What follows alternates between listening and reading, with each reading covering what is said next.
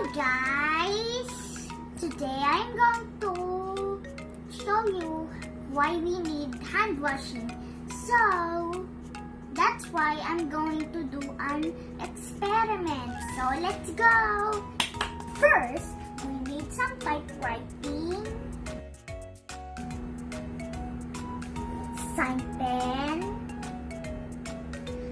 pencil pen, colors, plastic seal, and water. So let's start.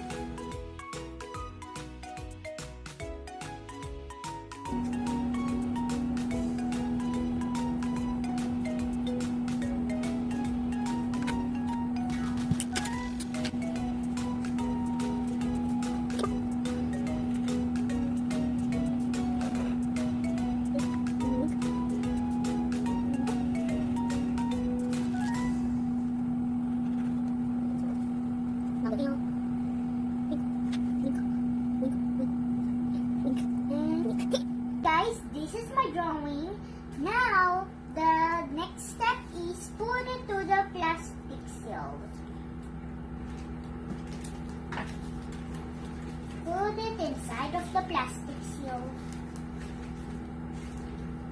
Now next, seal it.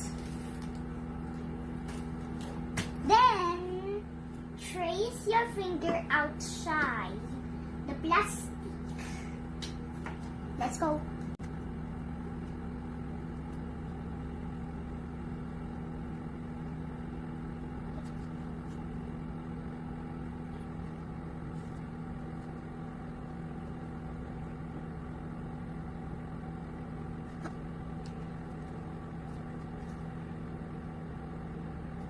Okay, now your finger is traced. Okay, let's go outside. This is it. Let us see. Ooh.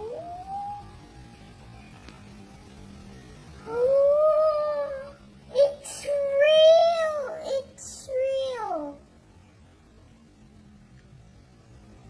Oh my God. It's really real. Okay guys, so I hope you liked my video.